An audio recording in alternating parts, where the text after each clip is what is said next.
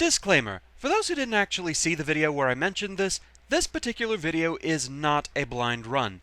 I was involved in the beta testing for the new features of Mega Man Unlimited 1.2.0, and that means I have been through this stage before. This is basically just a little bit of extra footage, a little extra material for the people that really wanted to see Whirlpool Man stage. So, here we go.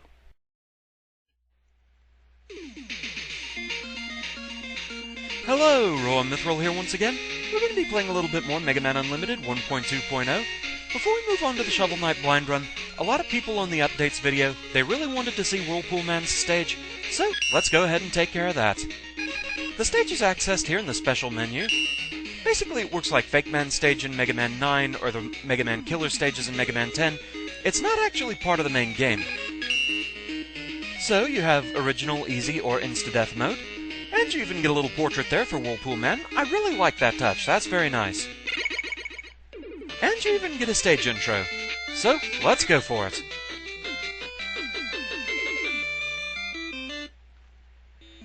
As is to be expected, this is a water stage. But it's a really nice one, I actually like this stage.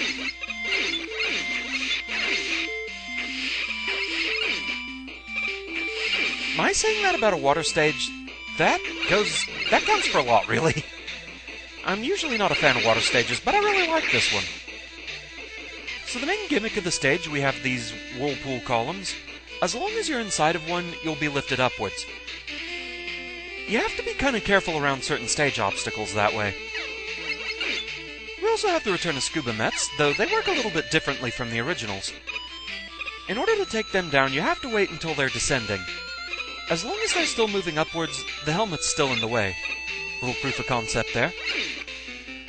So it adds some timing to them. You have to be a little bit more careful. And speaking of being careful, that's what I was talking about. Those whirlpools want to take you into the death spikes. So you kind of have to keep moving there.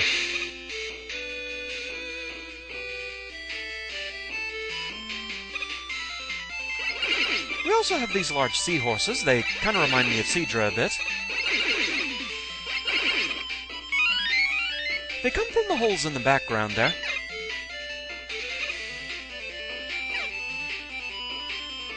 They'll just keep coming your way, so they're kind of like a large seahorse-shaped telly more than anything else.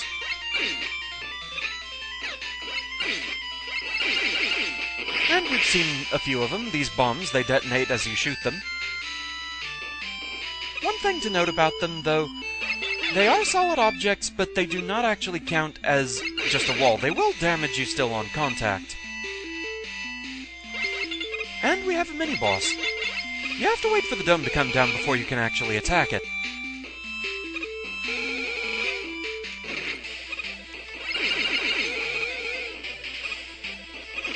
It's a pretty frantic mini-boss, but I really like fighting this thing. Usually I do a bit better than this.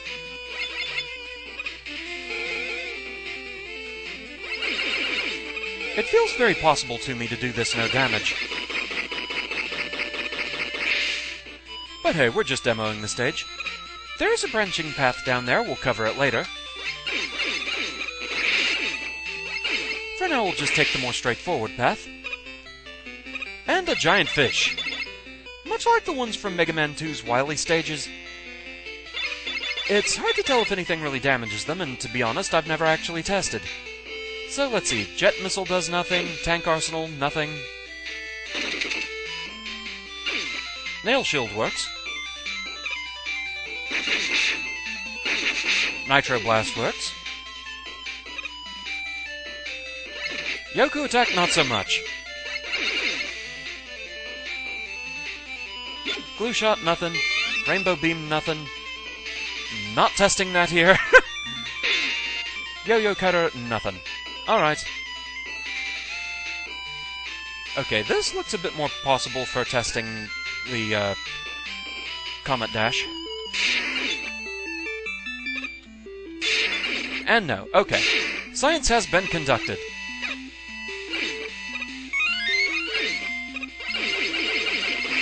No matter which path you take, there are 4 mini E-tanks to find. So you will have a full E-tank in case of emergencies.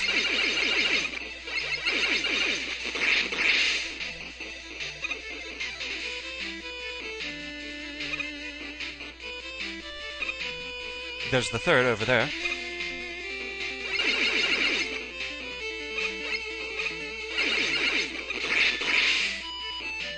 So, gonna need Tank Arsenal. This one you do have to catch before it falls. And also that little path right up there, that's where the alternating paths meet up again. So another jellyfish, but this time we have seahorses to deal with. I don't actually know the official names of any of the new enemy types. I don't think they were actually added into the cast list at the end of the game.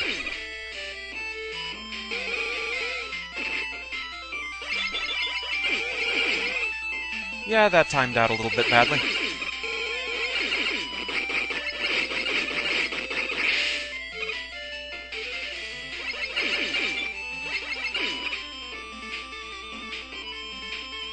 Those fish enemies, I think they at least did show up somewhere in the main game.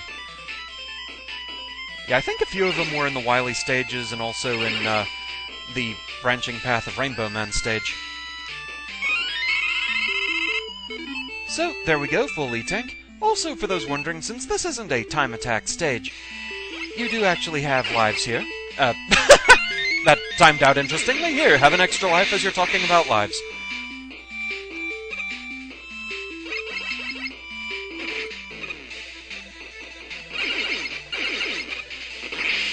So you kind of have to be cautious here and keep moving so that you don't get trapped.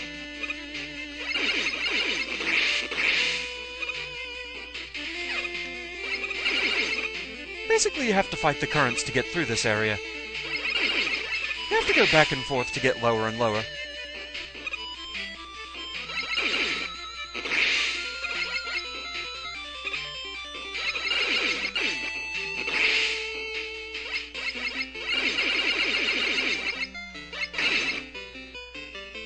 One more big fish.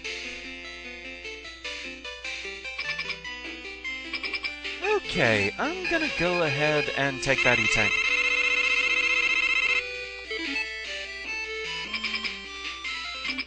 And now, time to deal with Whirlpool Man. Whirlpool Man has gone through a few different incarnations in beta testing. The overall idea is he swims around, places a bunch of mines. You want to take out as many of the mines as you can. Once he starts affecting the current of the room, as soon as they hit walls, they explode into shrapnel.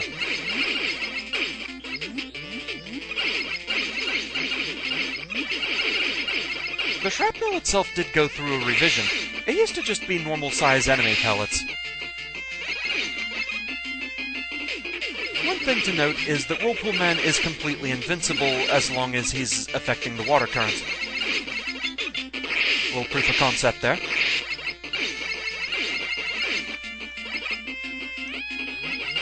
Overall, he's not too difficult once you really know what you're doing.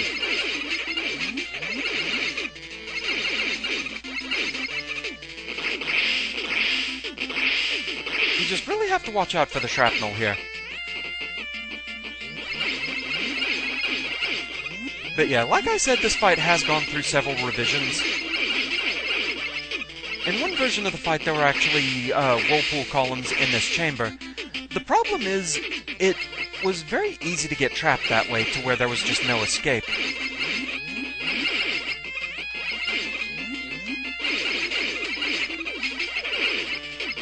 Also, Whirlpool Man's weakness has changed. In earlier versions of the fight, he was weak to Jet Missile. These days, he appears to be weak to the Glue Shot instead, which kind of makes sense, clogging the propellers.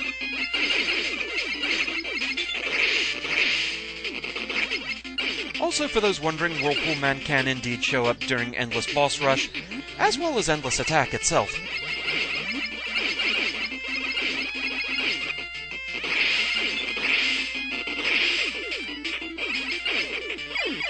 And there we go, Whirlpool Man is down. I don't think he actually appears in the main game, though, like the rematch chamber. I don't think he appears there. So with that, we've finished the stage. Next thing we'll be covering, I'll go ahead and show the alternate path. So, back in a moment.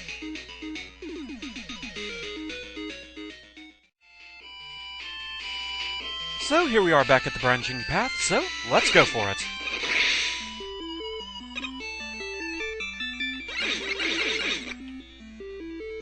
actually got through the jellyfish without taking damage that time. You can actually slide through the whirlpool columns and not be lifted up by them, but as soon as your slide ends, you're going up.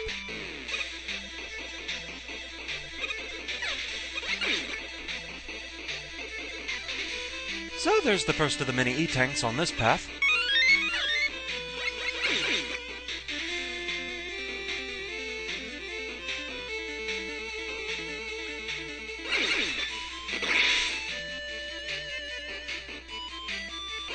The second, which is technically the third of the 4 that you need, it's a bit more complicated to get.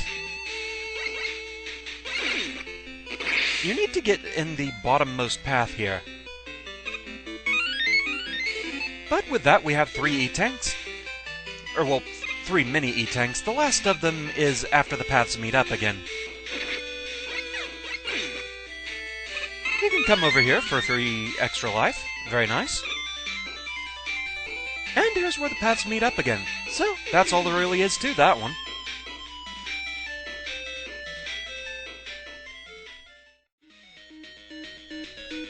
So having a new stage to play around with, that's always nice by itself, but there is an added bonus here. Much like defeating the Mega Man killers in Mega Man 10, after you defeat Whirlpool Man, you get a new weapon. You'll gain access to it in every mode of the game. Endless Attack, Endless Boss Rush, Whirlpool Man stage itself, and the main game. And so we have the Water Cannon. It's a pretty linear, straightforward weapon. It's kind of like a more linear version of the Wave Burner from Mega Man in base. It does constant damage as long as it's in contact with the enemy. So it's not so much that it's super powerful in just one hit, but it's the fact that it does constant damage. Any enemy that doesn't have invincibility frames, thus, it gets shredded pretty nicely by this thing. Thus, it's great against mid-bosses. Another interesting thing worth noting, it does have certain defensive capabilities. It can block certain shots, like the ones from Sniper Joe's, and the smaller, standard enemy pellets like that. It constantly drains as long as it's in use. So, I wouldn't really call it a game breaker, but it is a very fun weapon to play around with. It has definite uses. Like I said, it's great against mid-bosses. It doesn't really work as well against Robot Masters or other bosses like that that do have invincibility frames, since it has to basically be able to do constant damage to really be super effective. You do have to be mindful of things like that. I don't really have like a full damage chart of how much damage it does to every boss, but testing it a little bit in boss rush mode, it seems like it does 1 or 2 damage to most Robot Masters at each hit. But again, you're not going to be doing constant damage because of the invincibility frames. But still, it's a fun thing to play around with.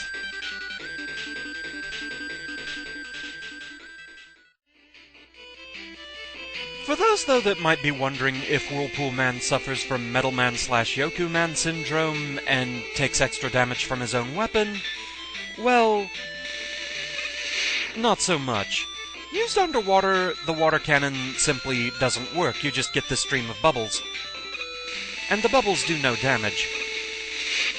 Very occasionally, at point-blank range, a little spurt of the water cannon will still go off and cause damage as normal, but it's very rare, and I definitely wouldn't count on it. The bubbles themselves don't seem to do anything. So, kind of an interesting attention to detail thing, that. Alright, demo over, you can go away now. But with that, that's pretty much everything I wanted to show, so thank you very much for watching. I hope you enjoyed this little tour through Whirlpool Man stage and the demo of the water cannon, and I shall see you again next time. Until then, fare thee well.